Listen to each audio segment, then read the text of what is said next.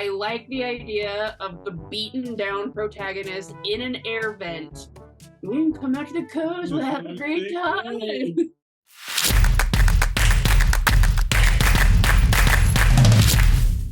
want some caffeine? I'm out of caffeine. Oh, sure. Here, Let's poison. have more caffeine. Let's be caffeinated for this. Sure. Welcome to Pros Talking Pros. We have a wonderful, wonderful episode today. We're going to talk with our regular Troy Lambert, who is author extraordinaire and editor extraordinaire and publisher extraordinaire. And what else can we say about him, Danny? Just all around awesome human. Champion, vehicle maintenance expert. Oh, Lord.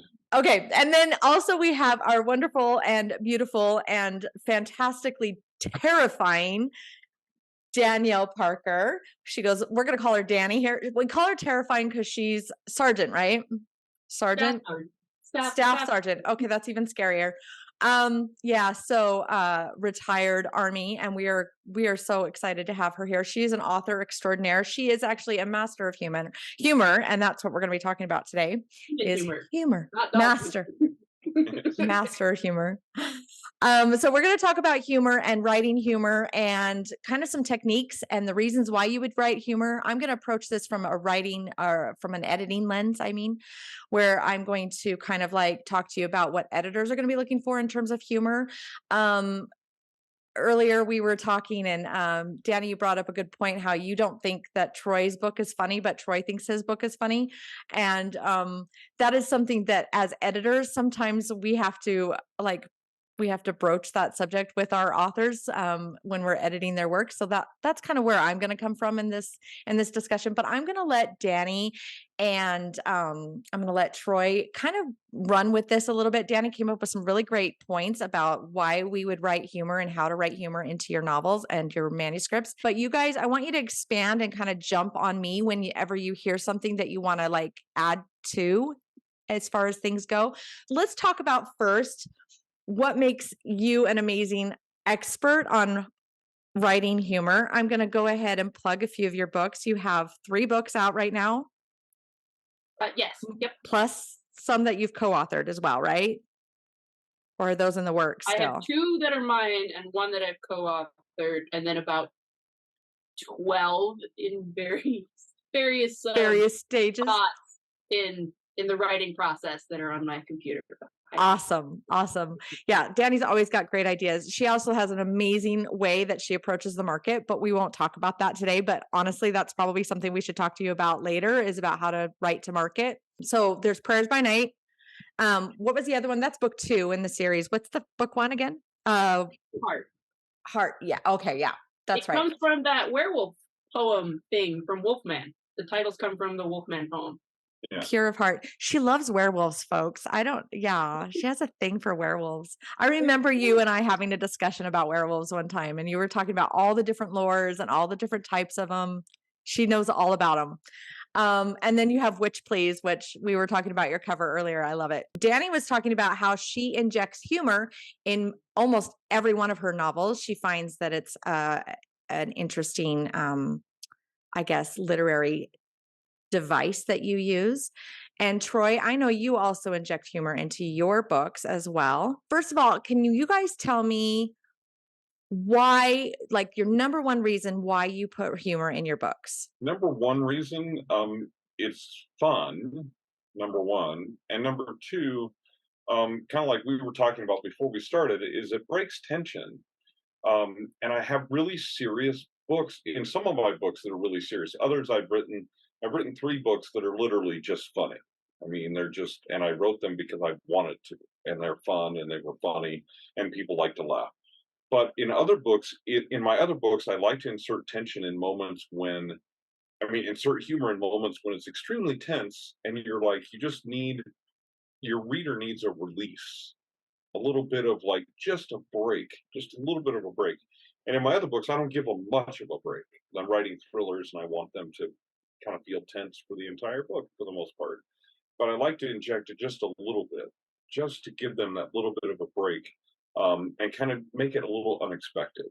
And so, but I think that's it. Humor can kind of be in any type of genre for that purpose. But sometimes, like sometimes I write funny books that are just it's just for fun. It's one long joke, and it just gives you a nice break. So I don't like strict comedies.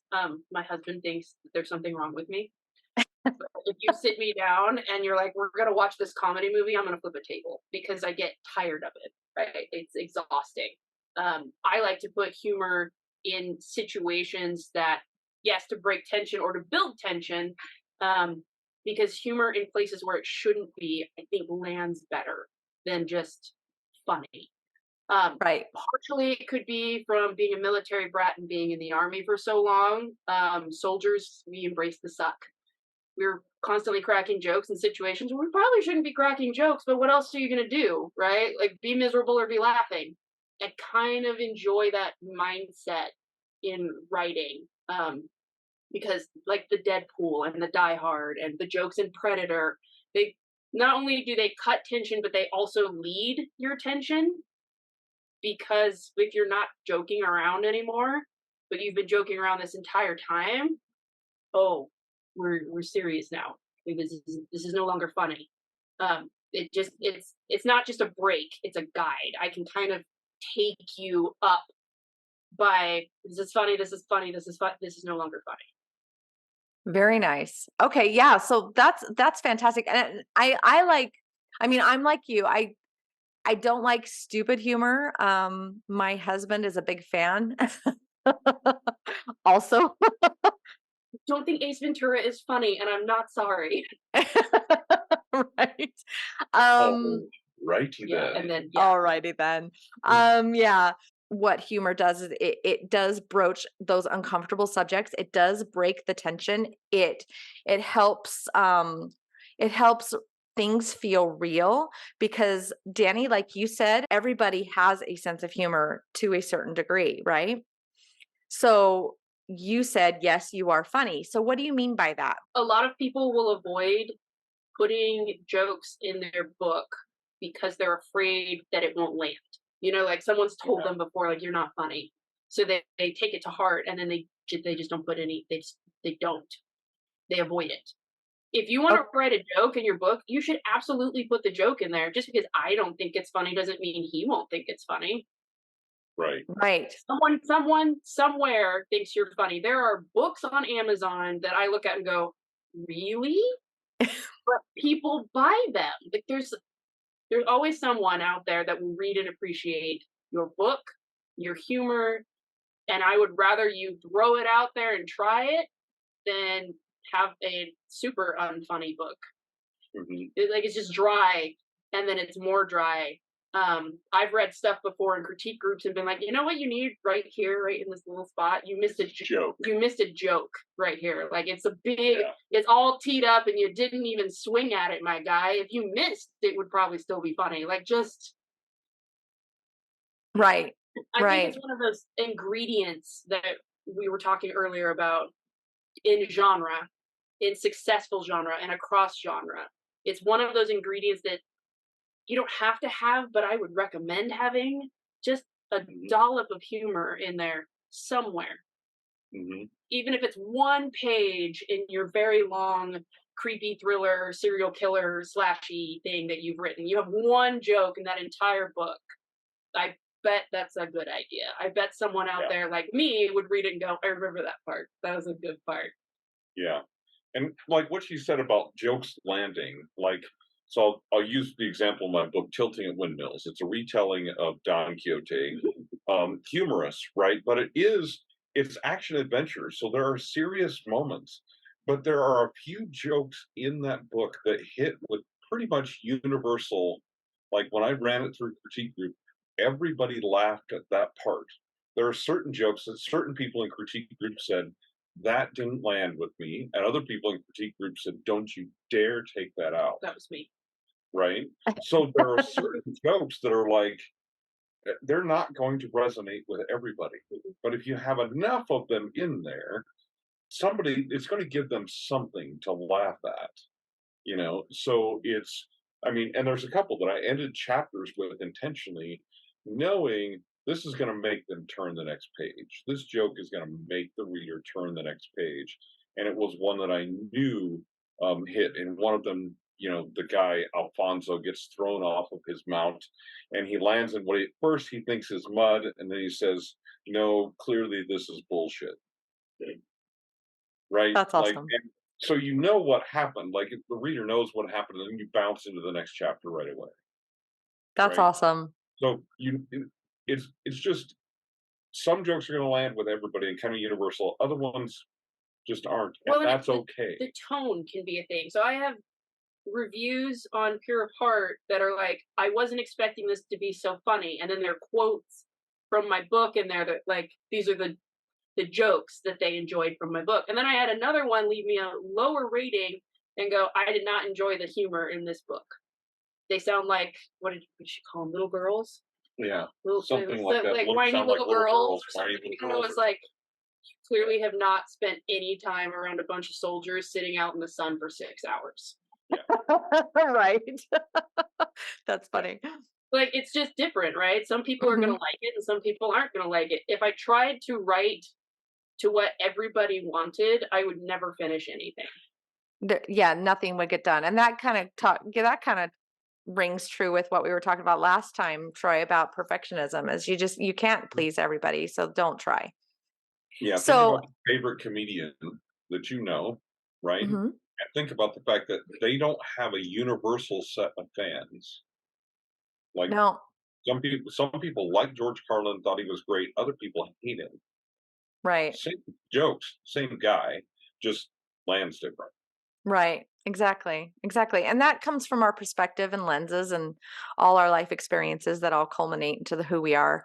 But very much so. Yeah, I agree. So essentially then when you're writing and you're learning to write humor and you're coming to this idea that you can write humor, then what you need to understand is then write in layers. And this is what I'm going to talk about as far as like on the editor. What I'm looking at is I'm going to look at those layers. I'm going to look at, and you touched on this, Danny, a little bit about writing across genres to a wider audience.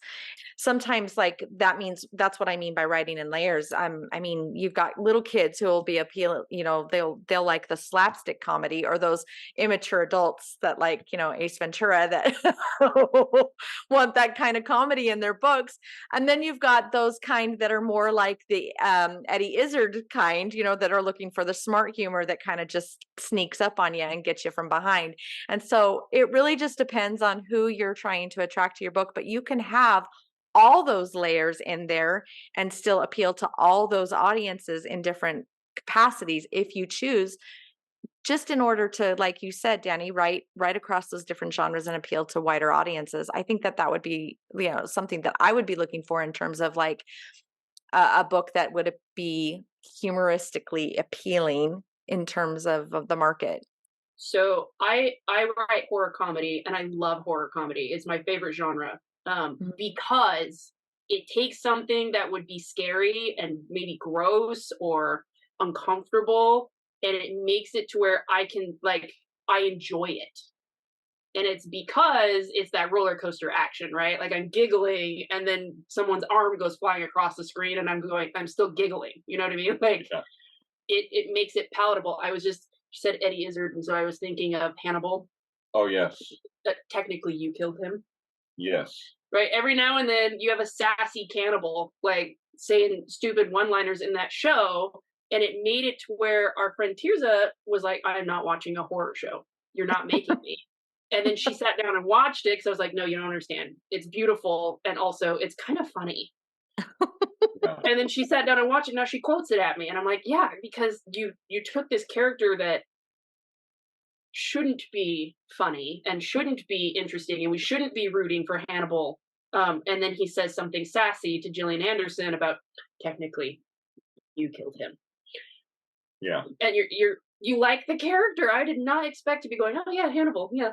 The other aspect of that is, and that's a good way to put it, is I've always said romance and humor soften the genre and make it more palatable to people. And so it's the same thing with thrillers, is having a romance element to it or a humor element to it softens the genre. And so you can go hardcore thriller add a little romance, add a little humor, and suddenly it's much more appealing across a broader level because you've softened the blows that you're delivering. It's book stew. So yeah, you gotta make exactly. you gotta make Book book stew. stew. And if you're gonna make a good stew, Right. it has to have all these different flavors that you're gonna marry together. And I there's one love of that. I love that book stew idea. That's a good idea. Yeah. So you've talked about, like, again, you've touched on the broaching uncomfortable subjects, but one of the things you also talked about is developing a character. Using humor to develop a character is awesome because it can tell you, one, like you said with Hannibal, how he's got that dark humor. It makes him more likable. One of my favorite things is like with Loki. Like in the Marvel universe, you've got this character who's supposed to be the bad guy, but we're always like, we find ourselves rooting for him because he's funny and he's got this weird wit that we all just kind of connect with. And so, yeah, I find that just a really, it's one of those really appealing ways to make your character seem more human and more relatable. And because in our everyday life, we're not just these monotone, robots that go through these emotional roller coasters that are only happy, sad, but there's no humor or laughter. It's just, I'm in love, I'm not in love, I'm in love, I'm not in love. And skipping that whole other part of our personalities would be a real fallacy, I think, in terms of writing. So yeah, character development. How have you guys used humor to develop characters? Well, Harperisms. yeah, Harperisms. I have a background in theater and film, so when I'm writing characters, that argument of character first or plot first, I'm dialogue first. When I think of characters, I think of how they talk, and it's probably from scripts. I'm just used to that. So everyone has to have a distinct voice. That's how I Right. keep them separate in my head. So my characters and their sense of humor, part of the development when I'm in that phase is, well, how do they tell jokes? And like Harper's a werewolf. So dark humor, right? Like sassy, a lot of language, little shouty, just kind of, that's just her sense of humor. It's very sarcastic. And I just kind of leaned into it. And then everyone else around that, there's different shades of sarcasm, but like, it's how do you play with that? What's going to be the foil to that, right? Who's Jack Sparrow? Who's Will Turner? Yeah. Exactly. How do you create everything around that to where calling someone the sombrero of asshats lands? Yeah. Yeah, exactly. And that's exactly right. I mean, that's the exact same way that I use it is essentially like it's a part of the character is what their sense of humor is, because as people, that's a part of who we are. Dad jokes, call them dad jokes or whatever you want, but you all have that person in your life that's funny It's you. that tells you those jokes and you're like, you don't want to laugh, but you're laughing anyway. It's just you. You know, I'm the only one. I got it. It's just you. But and I like to open with that. I mean, and sometimes more like the character that has the unintentional sense of humor. I like the wacky, the Deadpool, Yeah. where it Yeah. doesn't make sense, and you're like, "What? You're like, what? What is What? that? Or like I open, Call of Karen, which is my long joke, which actually I wrote on a dare, right? And it opens the opening line, so I can get people to buy the book by letting them read the first page. So I say, if you read the first page and you like that, you're going to like the rest of the book. And the first line is, "Does this look normal to you?" And then you Yeah. go, "Wait, what?" How do you open a book that way? Does what look normal to you?" Exactly. Yeah, What exactly. look normal to you? And then for a few paragraphs, you're actually not sure what he's talking about. And he's showing it to his sister. And so you're like, that's even more uncomfortable. So you're just like, ooh, oh. And then the joke lands, right? And people go, okay, now I know what this book is going to be like.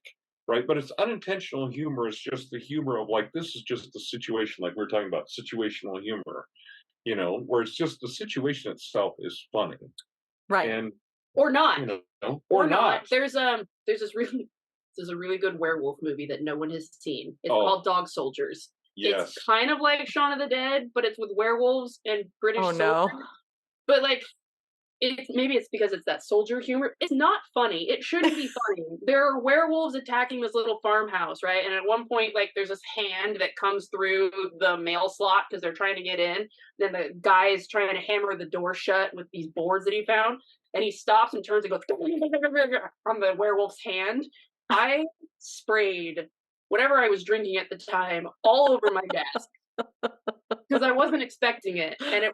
It's not funny. Like, this is scary. There's werewolves trying to get into the bar, and I'm just dying laughing. Like, I could not handle it.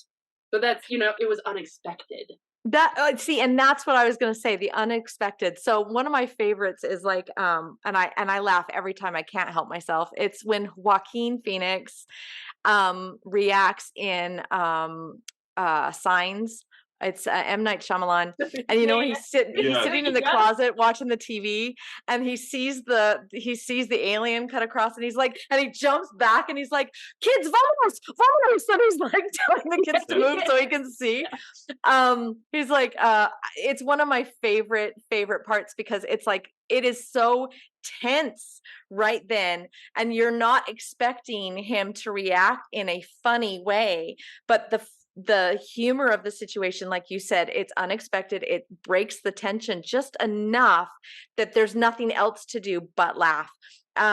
So delivery is a big deal. You said this in your list, Danny. So the reasons, like I said, that you would do this is to disarm the reader, to kind of throw them off a little bit, and to kind of give them a little bit of a tension breaker, or to, really kind of hit something maybe that's even more deep than what you're hitting when you're just doing it straight. So let's talk about delivery, and maybe even touch on timing here a little bit. Let's kind of like talk about those things in conjunction with each other. They kind of go hand in hand, and I always use the example of a table read.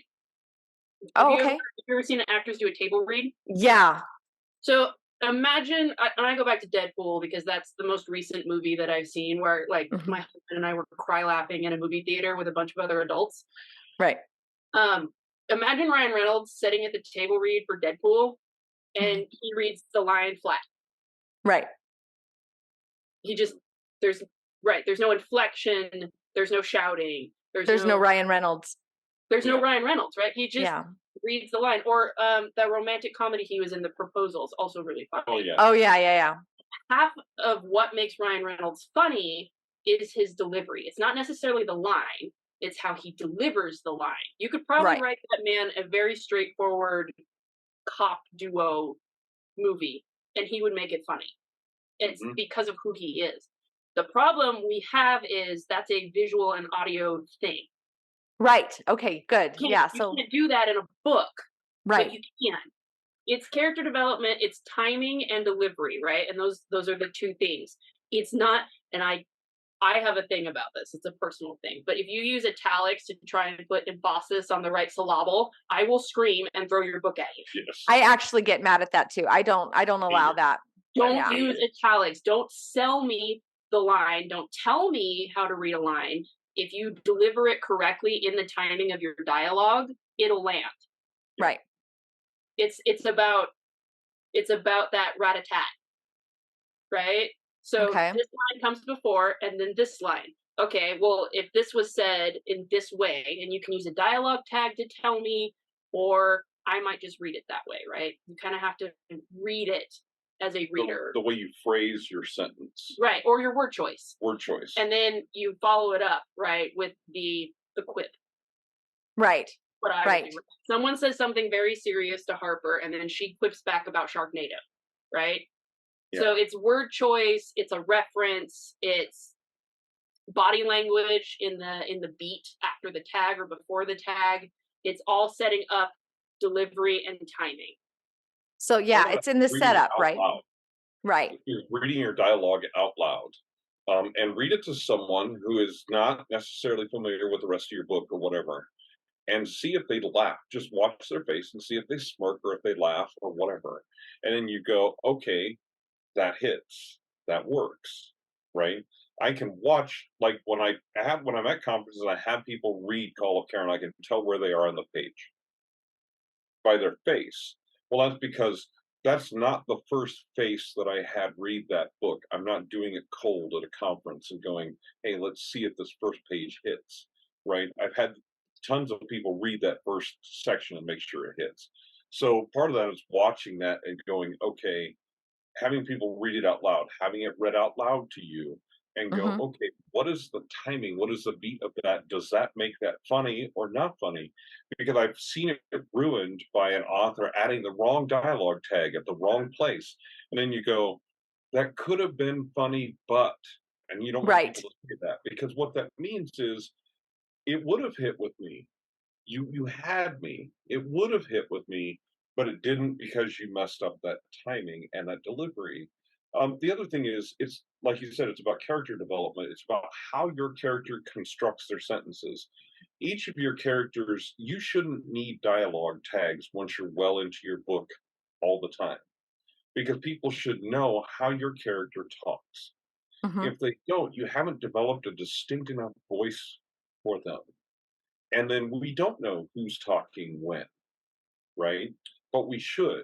So if we know that, then we also know their sense of humor. Like with her books, I'll come across something. I'm like, that's a Harperism. I immediately know whether she put a dialogue tag in that line or not. I can almost read that line by itself and say Harper said that. Right. Usually because it's full of a lot of foul language. Part of my sense of humor, part of Harper's sense of humor, is combining swear words in a way that shouldn't be a thing, Yeah. but it's unique to her, right? It's Right. Harper. She'll throw out ass casket, and someone will go, "What?" Yeah. Yeah, I know. I don't know where that came from. Yeah. It's Harper. What Yeah. I don't Yeah. control her. She Yeah. just lives in my head and says dumb things, and I go, "Yeah, all right."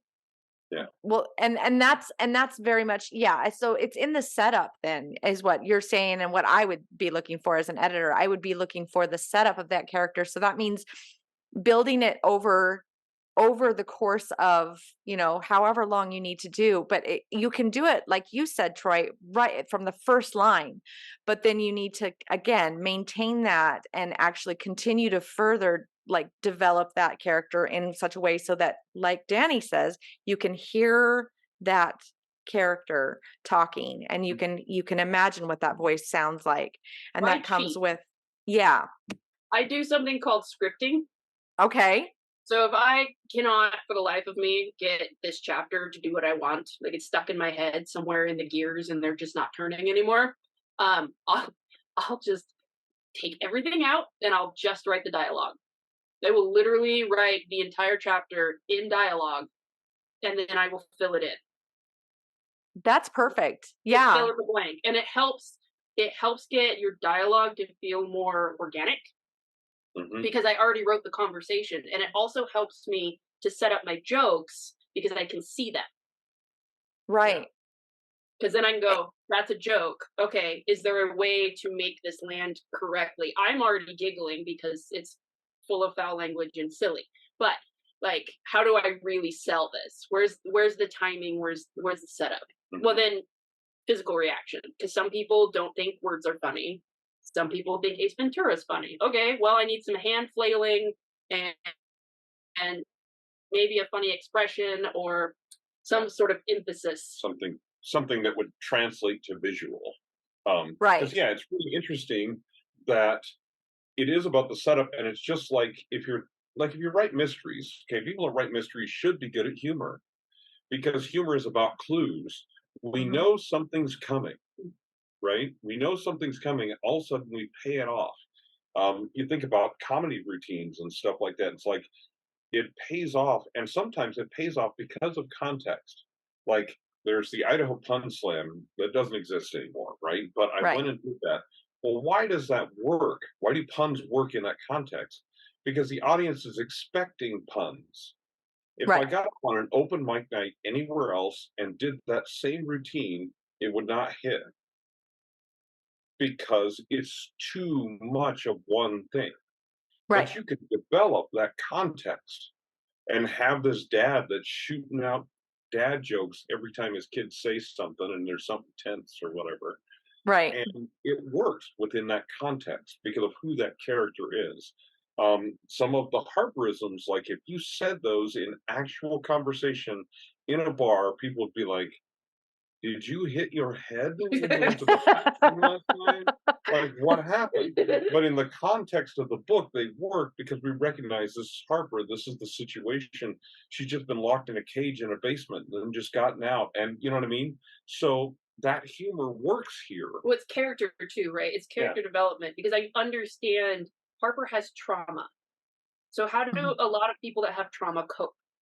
Humor. They have a sense of humor. The humor. Mhm. It's the soldiers embracing the suck, right? We're Right. doing stupid things and making jokes. And is it Jarhead where he's outside in a gas mask and his underwear? Like, Yes. yeah, because we all have trauma from whatever's happening, right? There's so much tension and pressure, and we're little traumatized babies in uniform. So we cut it with jokes. Right. It's a coping mechanism. It's a defense mechanism.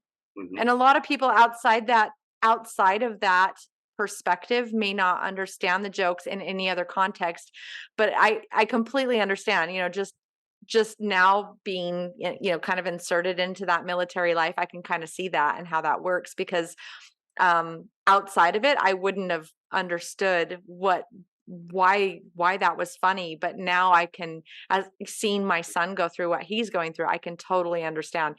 And so it makes perfect sense. So that again will, be, as a writer, you should be looking at your audience and what they're going to be expecting and who you're going to be writing to, because you're going to hit some of these people a certain way. And if you want to hit a certain audience, use that as a literary device to kind of make sure that you connect with those people, because I'm sure, Danny, that your book connects with people that, like you said, suffer trauma and like just have to deal with that with humor. Yeah.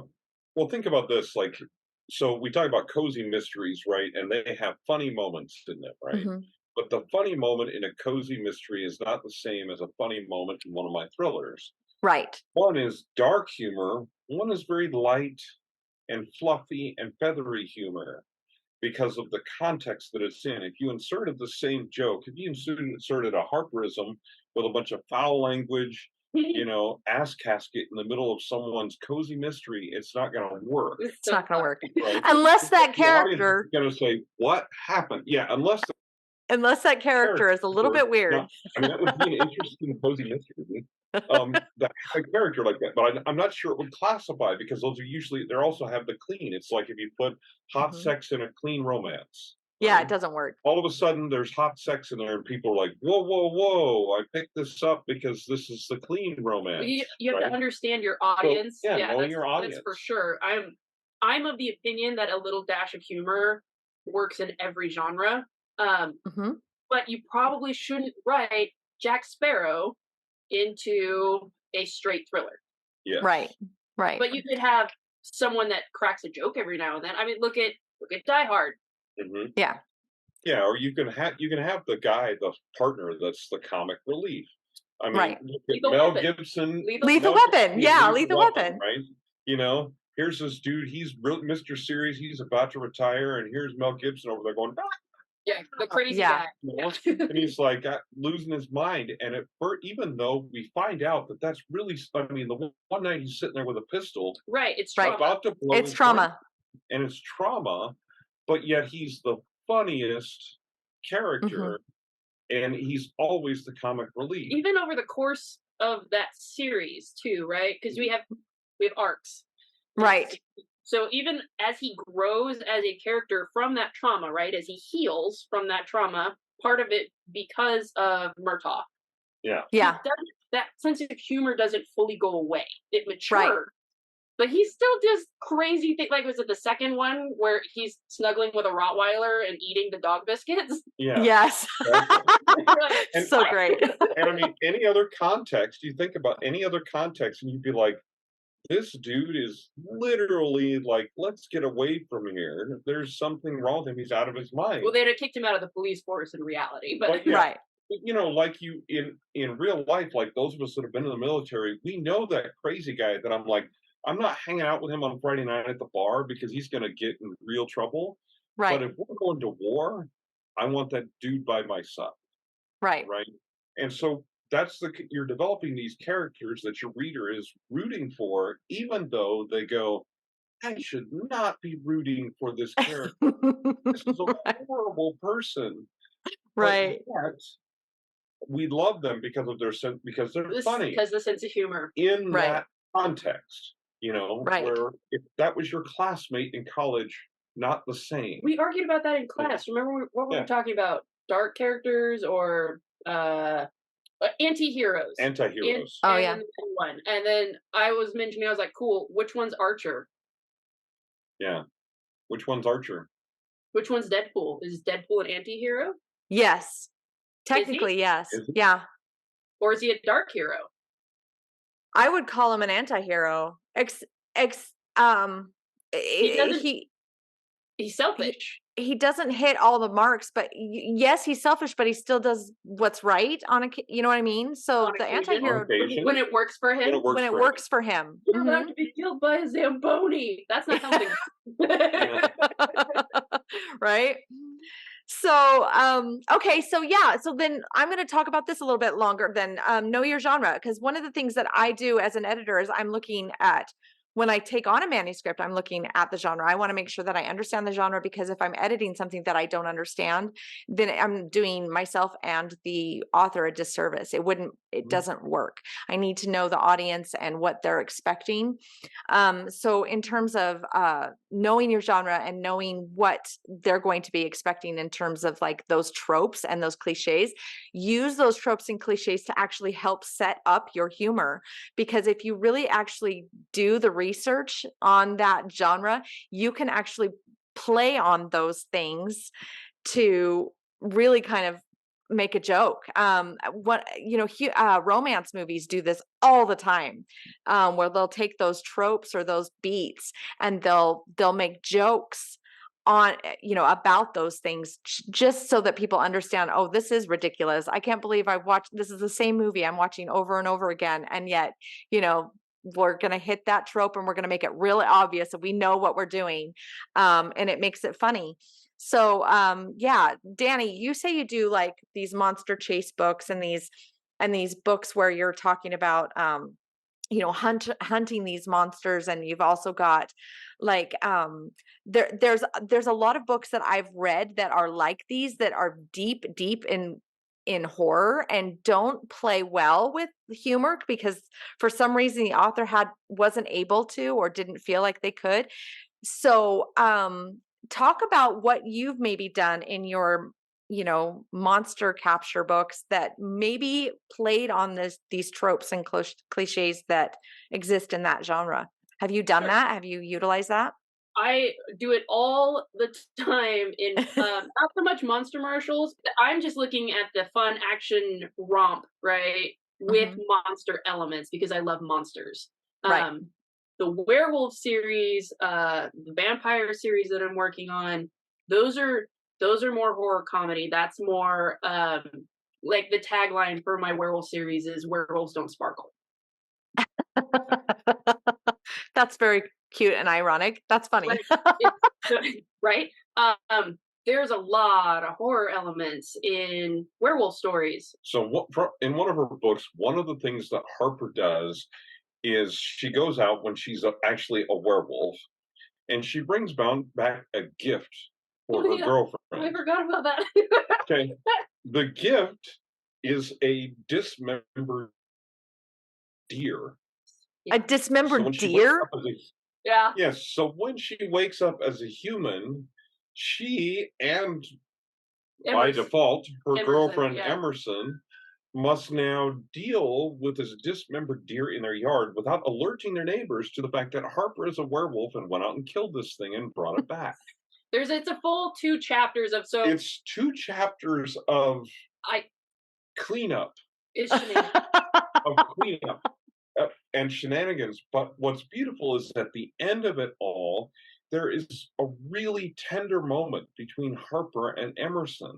So all of this horror and all of the humor that comes with the horror of Harper going outside and going as a human and going, let me get rid of this deer head and kicking it, which it doesn't turn out well, right?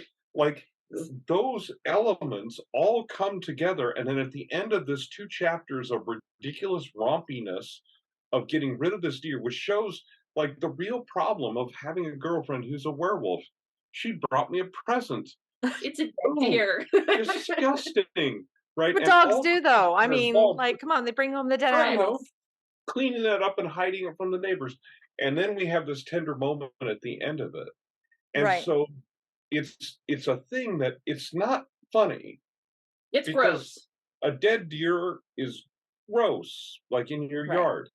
However, it is funny because we lighten it. There's so much lightening it of it with humor Mhm. and the things that Harper has to do, and it leads to something that's much more serious. Well, it goes It's from a great example. like I have a lot of horror in my books, especially the second one. The second one's really leans pretty hard into horror. Um, I just want to cut it so you're enjoying it, right? I Right. want you to kind of be giggling and then kind of going, oh God, and then giggling. And then, you Yeah. know, like it's just, it's again, it's trying to make it palatable. So I think a part of playing with those tropes is going, okay, let's take this to a different tropes are there because they work, Right. right? But and that's why they continue to exist. But a unique take on them, and especially a humorous take on them, is what enables you to still use them, but to create something that really hits with your It'll audience. resonate, right? When you flip it, Yeah, right? that's all knowing your audience. It all comes back to knowing your audience over and over again as we talk about these different things. It's about drilling down, knowing your genre, knowing your audience, and know what works for them. Well, and watch the spoofs. Watch the crap that makes fun of it. Like Right. Archer, right? I'm writing a spy thriller. I love Archer anyway, but I went back and rewatched a bunch of it because I was like, what are you guys making fun of? What are we Yeah. joking about? And how do I Right. well and then when they did coma series, right? Archer was in a coma. So they Right. did an entire space series because he was dreaming about being in space. And it made fun of all of the sci-fi tropes, and I could not stop giggling about it. But like if I was gonna go write a sci-fi novel, I'd be like, how did Archer do that? It just works when you can make fun of the whole thing. Um, it, that is a good way to inject humor into your books for sure. You acknowledge But that it's dumb. yeah. So one of the things you touched on a little bit, and I want to point this out because it actually is a really good point, is that humor can often lead to those tender or those revealing or those truth moments in your story. So, Danny, it's important, right? I mean, you said everything has an arc, right? So this is one of the things that as an editor, I'm always looking for. I'm always looking for the arc. I'm always looking for what is the actual lesson being learned by your protagonist in this story? What are we actually changing in ourselves in terms of perspective, and how is that protagonist going through that hero's journey? How are they learning or becoming this new creature at the end? And ultimately, that means having that arc. So when you use that humor, like you said, Danny, to kind of like bridge this tropish kind of idea that this, got this relationship and all, one of them's a werewolf, and holy crap, that's like, how do you make that work? Right. But at the same time, right. But at the same time, you manage to use humor to help them come to a realization or to a truth in that story. And that therefore moved that character in a way that there was an arc. That's really actually quite a in-depth and literary layer that a lot of times I see a lot of authors not capable of doing because they don't inject those different types of communication in their novels. Need to get to, right? I knew in the second book there were certain beats I had to hit within the romance plot. Right. This had to happen, so this could happen, so this could happen, so this could happen. And then it led into the third book because I am an outlining fool. Right. So, but part of that change that had to happen, and it's not something I necessarily sit down and put words to, like, this is what this is. I just understand that in a relationship, especially one that has this huge mythological thing hanging over them, which is like, hey, you're a werewolf. I Right. needed the first book is just them kind of sussing out, like, are we going to get together? Like, what are we? Is this a thing? And then Right. we get there, right? Okay, well, what happens after that? Well, Emerson probably needed to come to the realization, hey, your girlfriend's a werewolf. Right. So I smacked her in the face with it with a dead deer. Right. So she could have that moment of figuring out. But I used What? humor instead of horror because I didn't see pointing it out to her in a truly horrific manner a good way to get her to that spot romantically. Mhm.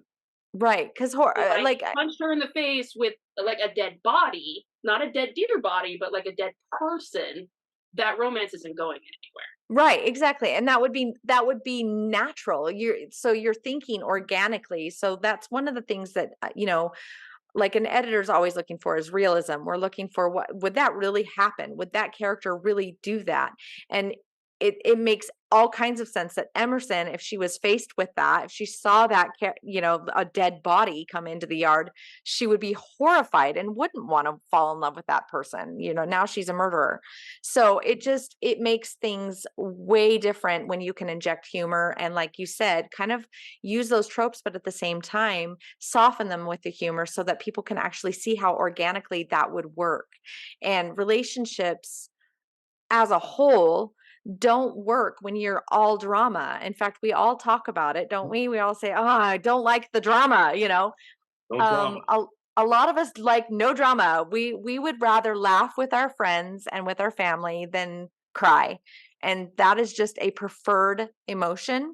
I So hate to bring this up, but like go ahead. it's part of the reason why Twilight doesn't work Right. because he's how old? Right. And I know he's a vegetarian, but like he also killed a lot of people. Right. Yeah. And there's like my werewolf killed someone on accident, right? And it's Right. traumatizing. It traumatized her. So she has Right. this whole thing about it. There's none of that for Edward. He's like a Right. creepy older guy lusting after this teenage girl, and there's no humor about it. Yeah. Well, and so I'll go back to my Karen and Cthulhu example. As much as it's a silly story, right? But really, the first book and the second book both are relationship stories. Mm-hmm. It's about the relationship between these two evil beings, Internet Karen and Cthulhu, but they still have relationship issues. How do you make the dark one funny? Yeah, well, how do you make the dark one funny? They're Right. traveling together. How do they find a hotel? That poor manager. You know what I mean? But Mm-hmm. it's a relationship story. They have to figure out how to make this relationship work. And so it's using two ridiculous creatures to explore human relationships and to Right. explore the humor that's in them, but also to explore the pain that's a part of them and to explore the reality that's a part of relationships. And that's one of the things I love about her books is we're exploring a relationship that has this huge issue hanging over it that Right. we know every relationship has issues hanging over it. It's how you deal with those, whether that relationship survives or not. And so it's helpful to bring that into fiction and bring it in with some humor so we can better deal with our own relationships and our own issues that we face all the time. And here's the thing, it's like you can do high literature with humor. If we Right. think You of can. Scott Irving and A Prayer for Onmini, Mm-hmm. parts of that book, there are some books This is that where I parts leave of that you. book that are hilarious, funny, right? But the end point of the book is really serious. But the New Jersey Hotel, oh my God, there's parts of that with that bear that are so hilarious. But then you get down to the end of it, and it's a very serious theme. Right. And he puts a guy that's very good at that. But that's rare. Most of the time, those type of novels are just not funny. Right. Right. It's not about not being true to your genre. It's literally just about lightening the load. Pick and choose what you feel like is part of your personality and what you can deliver in your own manuscripts. But there are some techniques to this, and there are some ways that you can be a better writer and inject this type of humor. So I'm going to first say this as a caution. Humor is like salt. It's very much also like, Seasoning. dialect or anything. You don't want to overdo it because it will become, Oh, yeah. it becomes almost outrageous, and people will not, it'll slap them right out of the book. They'll Yep. no longer engage with you, and it won't be funny. It'll stop being funny. So just think about it like salt. You don't put too much salt in a dish because it will taste horrid. And it's the same exact repulsion that people will have if you put too much humor or you try to force it down their throats. Book So so we've talked about ways to do this, is like to know your genre, to surprise you. Think about the surprises and the ways that you can do this in your manuscript that are not going to be expected. I'm going to use this as an example, although it's one of those, it's really an outrageous example, is in the Monty Python and the Holy Grail. You're going through this, you're going through this story, and you're seeing how they're gonna get closer and closer to the Grail. And the one that just over the top example of like outrageous, what the heck surprise, is when they see a rabbit in a cave. Oh yeah. And they're like, right? And he's like, he's got fangs, and you're like, what? No. And then they go into the cave, and he's like, bodies are flying, like they're being dismembered and flying all over the room, or all over the the countryside. And you're like, what? That is the most disarming, weird surprise that you would get out of that kind of movie. You would never expect that a fluffy white rabbit, could just destroy these humans. So it's that kind of surprise that I'm talking about, where it's like just off, like you said, Danny, kind of like just nothing that would be expected, but would be like some way to soften some kind of, or lighten a certain, maybe your manuscript is slow at a certain point and you need to speed it up or bring something in, something like that. Like a surprise that you could bring in. The other part of that, and if you think about Monty Python and how they do things, especially over a movie, is it's different kinds of humor. It's not the same humor over and over. Right. It's different. It's an unexpected type of humor. So it's not just one long set of puns or one long set of this type of humor. It's always something different. The guy that's alive, I'm not dead yet. It's y'all. No, I'm not. I'm about to go for a walk. She turned me into a newt. Who's so wise in the ways of science. Right. And we hear those lines, and like we immediately transforms us to a scene. But each of those scenes is some kind of different type of humor. Oh, so you don't have to have the same thing over and over. I have a brand new example. Oh, I'm ready. I just watched. I like horror movies, all right, and dumb monster movies. I just watched Meg 2. Oh. Okay. Fully expecting dumb shark movie, like on board, let's go, dumb shark movie for the win. Right. There's this character. I watched this movie for this character. I'm not gonna lie, but she's set up as this badass the entire film, right? She flies the plane and she's got a rifle, and I was like, it's the voice actor from Assassin's Creed. She's gonna kick all the ass. There's this one section where they're on a beach, and her and her buddy are sitting there, and these monsters come out of, I think it's a building, like they're like little crocodile things, and they come out, and he's like, okay, we're gonna have to run, and he looks, and she's already booking it. Like the whole movie, she's been she's sarcastic, but there was nothing in there. I was not expecting her to have already left him. She just, as soon as she saw she's like, I'm out of here. I'm out. No, I'm out. So he turned around and like, run, and she was already gone. He's like,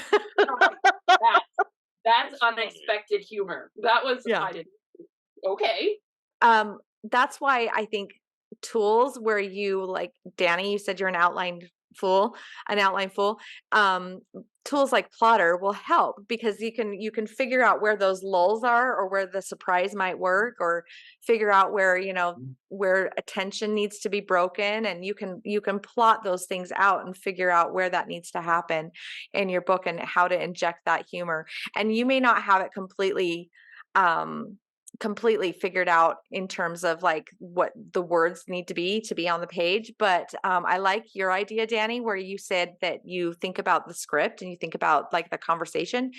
And it reminded me of Robert Degani, who actually talked about this in his workshop, where he says that you should have more white space than dark space on your pages. And that means, what he meant by that is you need to have a dialogue driven novel, because people are driven by conversation. The interaction. Right. We have conflicts, and we have conflicts with other people, unless this is, like you said, like a high literary fiction or something like that, where somebody's having like man versus man, and it's man versus himself. You're going to be literally like, you're going to have these interactions and these human encounters that are going to require dialogue. We don't speak telepathically or with body language like dogs do. We speak with our mouths. And so Danny, like you said, like those conversations, work those out in your head and figure out how those are going to sound, so that it helps you figure out where that injection of humor can go. I write like I talk. Mm-hmm. That makes any sense whatsoever. And I've always done that. So I don't necessarily know how to help you learn how to do that. It's just something that I do. But I do find that a lot of people, when they meet me and talk to me about my book and the humor in it, they're like, you sound like your book. So it's that natural, don't force it. Okay. And it doesn't always, humor isn't always in dialogue. I wrote a sentence into this spy thriller the other day. I said something about this person that showed up arrived like she should have arrived on an umbrella or something like that. And I got like, I don't know how many comments at this point from my beta readers that were like, that's hilarious. Well, yeah, and cultural references are, and I'll just say, kind of a last thing is cultural references, expect those not to always hit. You have to be careful with them because they Basically, age. Yeah. because, They will age. Everybody understands Mary Poppins. They may or may not have seen the old one, Well, that's what the but joke, nobody right? watched the new one. Were you thinking about Anyway. Emily Blunt, or were you thinking? Yeah. If you do a cultural reference like that, not everybody's going to know who Julie Andrews was. They're going to, or the Sound of Music. They're not always, not everyone's going to understand it, but you're going to hit some. But I also enjoy leaving Easter eggs that are funny. Like, I have so many references in my novels to werewolf movies, Mm-hmm. but I don't hang a bell on it. I just name a character that they interact with after a character that was in American Werewolf in London, or the makeup artist, like Rick Baker, right? I mentioned Rick Baker in the novel, and if you catch it, it's fun for you. If you don't catch it, it doesn't matter, right? It doesn't matter, right? Mm-hmm. That's a sneaky way to do your pop culture references if you want to. That way it's funny for those hardcore fans. I would say when you're writing your manuscript, if you come away from watching this and decide, I'm going to write something funny, and you sit down with the express intention of writing something funny, do not put that on yourself. Do not add like a line in your manuscript, insert joke here. Yeah, no, that's not how that works. It won't work. It's a natural thing, right? Don't be afraid to interject your natural humor, the way that you are, into how you're writing something, right? I write like I talk. Right. Harper does not talk like me necessarily, but I don't hold her back. Right, right. And the other thing is, in revisions, you can always add that stuff in revisions too, but don't make it a priority to like go, well, like you said, insert joke here. No, don't do that. Let it naturally flow as part of your manuscript. And if it doesn't, it doesn't. If you're basically someone like me and I highlight a section and go, hey, you missed a joke here. Yeah. You feel free to steal my joke. Yeah. Right. Like, That's what betas. That's what you want there? Yeah, put that in. Yeah, that's beta readers, and beta readers want to be part of what you're doing anyway. So yeah, for sure. Sometimes, although I don't always take your jokes because bad jokes, but yeah, you'll be like, hey, you should lean in here, and I'll be like, no. Yeah. No. Troy's very punny. Yeah. Troy's very punny. That leads into my last tip, which is if you don't study funny, you're not going to be funny. You're not going to know what funny is. So really, I guess part of it is just making sure that, like we always say, Troy, is that study your craft.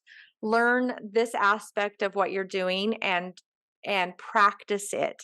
And practice means not just, like you said, Danny, writing the manuscript and forcing it and making sure, like, this is going to be my funny book, and then it just flopping because you forced the issue. It needs to be organic. It needs to be like salt.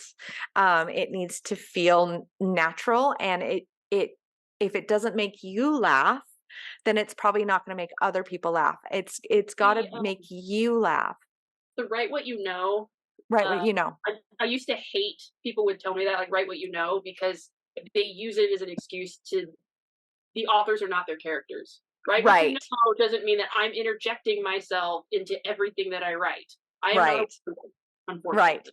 Right. So, like, write what you know means write what you want to read. That's how I say it. It's not write what you know, it's write what you want to read. I write stories that I would read for fun. Mm-hmm. Right.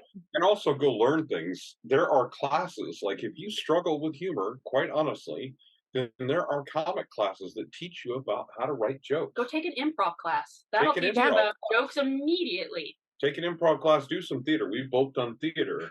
And so go do things like that, where it lends itself naturally to you developing a new sense of humor and a different sense. It forces you to. Right, exactly. Deal with that trauma, and you're going to deal with it with humor. And if you don't, the cast around you is going to, and you're going to have to adapt. You know what's actually an easier way to do this? Go watch Whose Line Is It Anyway? Oh my gosh, I love those guys. Just go watch Whose Line Is It Anyway? Improv. Like, straight improv. You will learn a new sense of humor because they'll do something, it's impromptu, right? So they don't know if it's going to be funny or not, and you don't know if you're going to find it funny or not. But I bet in the course of one episode, they will do something that will have you laughing. And then you can go, why did I laugh at that? And how can I use it? And how can I use it? Is there a way for me to put this in some way, shape, or form in my book because I think it's funny? Right. Exactly. And that's the important part. That's the beginning of this, right? Yes, you're funny. If you think it's funny because it's for you. And it'll be funny to someone. Right? Like, I don't write things that I go, Troy's going to think this is funny. I write things because I think it's funny, and then when he laughs later, I feel validated. It's a payback for sure. Yeah. Aha. Yeah. And that's, again, those are, we've talked about all these things before, Troy, where we've talked about beta readers and critique groups and, reaching out to your writers guilds and your book clubs and all those things to kind of like really kind of dive into the brains of those people that actually read. But studying your craft is something that's going to be an ongoing, lifelong, transformative process as a writer. I'm sure, Danny, you're a different writer than you were when you first started. Yes. Yeah. So yeah, when you're processing your traumas, and every one of us, like we learn from other writers and readers, and we continue to develop and change as we go on. I know that Stephen King has constantly spoken of this in terms of like his own writing style and how that's changed over the course of many, many years and many experiences. But it's something that you need to consider when you're writing, that your first book may not be as funny as maybe your sixth book. So just keep practicing, keep writing. Don't give up on the idea just because one flopped and, or a joke flopped and it wasn't as funny to somebody that you wanted it to be funny for. So just keep all these things that we've said in mind in terms of like tools and things that you can do to make your book more humorous. When you're trying to access your natural sense of humor, don't be afraid of leaning into trauma. I can't remember who did this recently, but they talk about it like it's two sides of a coin. Oh, it's Inside Out. Mm-hmm.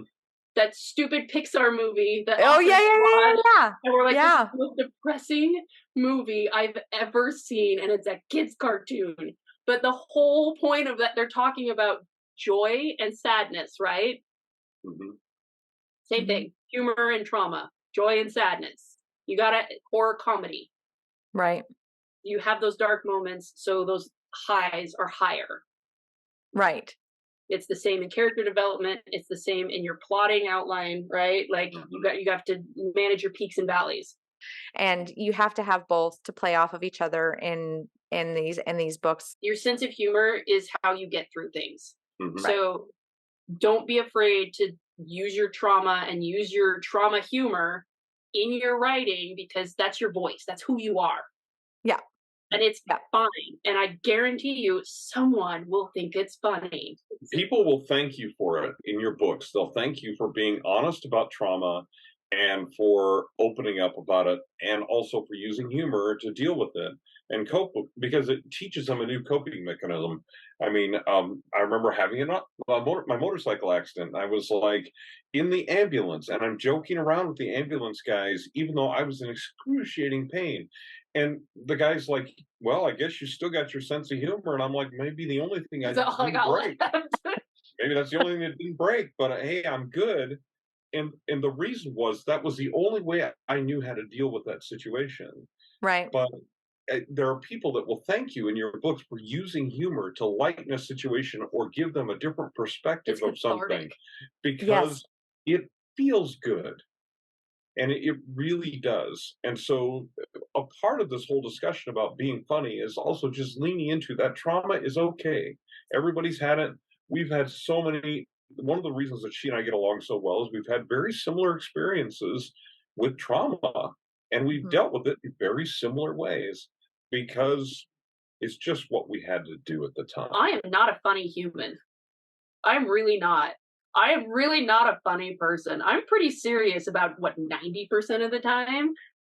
But like it comes out every now and then. But it's usually in moments that I'm dealing with something, right? Right. Like in the middle of birth, and I'm cracking jokes, and my husband and my best friend are laughing at me because I can't, like, what else am I going to do? This situation's so weird. It hurts. I got my legs, like, holding my legs up, like, Splayed there's a out, yeah. baby about to come out of me, and I'm saying, do not go down there.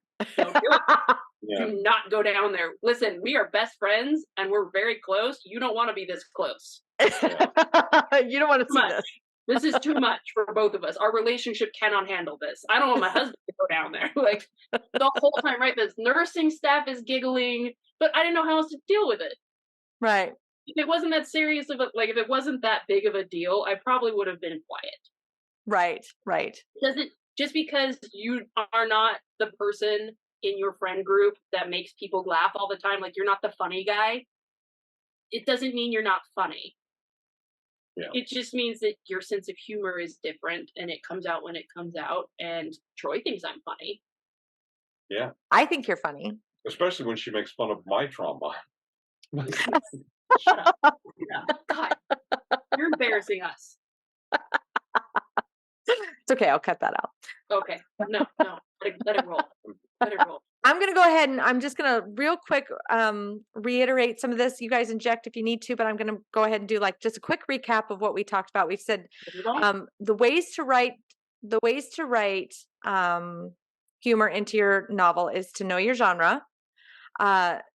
Look for surprises, look for chances to write surprises, write in layers. So understand and know your audience and write to those different audiences and those preferences. And then exaggerate the absurd, come up with something that might be kind of unexpected in your conflicts, work out details and be meaningful in your timing and everything. Use humor to kind of like really kind of make that character arc, and then make yourself laugh. And if you could do these things, they might really help you become that author that can tickle the funny muscle and really kind of like help people understand that the life is to have joy and not to be completely wallowing in, the pit of despair, or what's the other one from Never Ending Story, the swamp of sadness or whatever. we don't all want to watch a Trejo lose his horse every day. Horse. We don't want to do that. So let's just not do that every day. Let's laugh a little bit about it. and find joy in the life that we have. And I really am grateful for Danny and Troy Lambert has his books on Amazon. They're awesome. They're all over the place. And same with Danielle Parker. You can find them both on Amazon and get their books because they'll really help you when you're on your journey for writing humor. And if you have any questions, of course, you can hit us up on our websites. Not Danielle, because apparently she doesn't have one right now. I'll work on it. Books or website? Website. Website and books. Maybe we'll find you an assistant to help with the website. But TroyLambertWrites.com and editsbystacey.com, and we're here to help you. Yeah, you can find Danielle through Troy. We're in my office. Exactly. They're sharing an office right now, so it's awesome. Anyway, again, thanks so much for being on Prose Talking Prose today, guys, and we will talk to you guys again soon. Thanks again, everybody. All right, thank you.